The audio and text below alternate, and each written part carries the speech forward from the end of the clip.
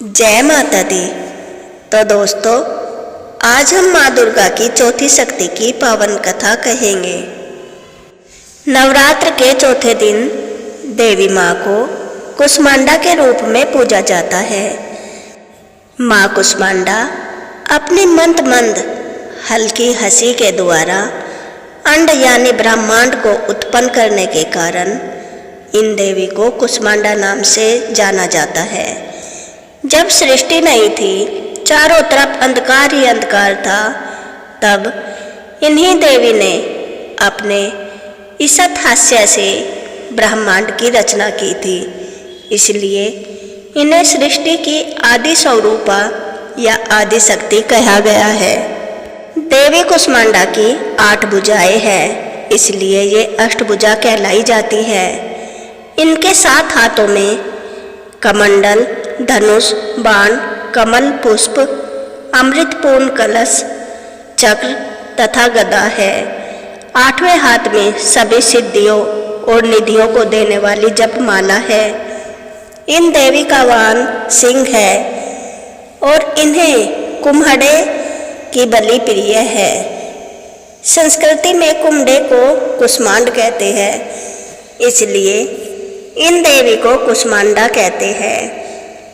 इन देवी का वास सूर्यमंडल के भीतर है। सूर्यलोक में रहने की शक्ति अक्षमता केवल इन्हीं में है, इसलिए इन्हें शरीर की कांति और प्रभा सूर्य की भांति ही दैदीप्यमान माना जाता है। इनके ही तेज से 10 दिशाएं आलोकित है। ब्रह्मांड की सभी वस्तुओं और प्राणियों में इनका ही तेज व्याप्त है। अचंचल और पवित्र मन से नवरात्रि के चौथे दिन इन देवी की पूजा आराधना करना बड़ा ही शुभ माना जाता है। इससे भक्तों के रोगों और शोकों का नाश होता है तथा उसे आयु, यश, बल और आरोग्य प्राप्त होता है। कुष्मांडा माता अतुल्य सेवा और भक्ति से ही प्रसन्न होकर आशीर्वाद देती है। सच्चे मन से पूजा करने वाले को सुगमता से परमपद प्राप्त होता है। देवी कुष्मांडा की विधि विधान से पूजा करने पर भक्त को कम समय में ही कृपा और सुख संभाव अनुभव होने लगता है। ये देवी आदियों व आदियों से मुक्त करती है और सुख, समृद्धि और उन्नति प्रदान करती है। अंततः इन देवी की उपासना में भक्तों को सदैव तत्पर रहना चाहिए। कुष्मांडा माता का मंत्र है ऐं ह्रीं देव्ये नमः। माँ कुष्मांडा का भोग क्या है? माँ कुष्मांडा की पूजा में पीले रंग का केसर वाला पेठा रखना चाहिए और उसी का भोग लगाए। कुछ लोग माँ कुष्मांडा के भोग में सफ़ेद पेठे के फल की बलि भी चढ़ाई जाती है। इसके साथ ही माँ कुष्मांडा को मालपुआ और बतासे भी बहुत पसंद है। और अब माँ कुष्मांडा का रूप कैसा है? माँ कुष्मांडा का स्वरूप बहुत ही दिव्य और अलौकिक माना गया है। माँ कुष्मांडा शेर की सवारी करती है और अपने 8 भुजाओं में दिव्य अस्त्र धारण किए हुए है। माँ का यह रूप हमें जीवन शक्ति प्रदान करने वाला माना गया है। और अब एक बात और बता दें, माँ को कुष्मांडा क्यों कहा गया है? देवी कुष्मांडा की महिमा के बारे में देवी भागवत पुराण में विस्तार से बताया गया है। माँ दुर्गा के चौथे रूप ने अपनी मंद मुस्कान से ब्रह्मांड की उत्पत्ति की थी, इसलिए माँ का नाम कुष्मांडा देवी पड़ा।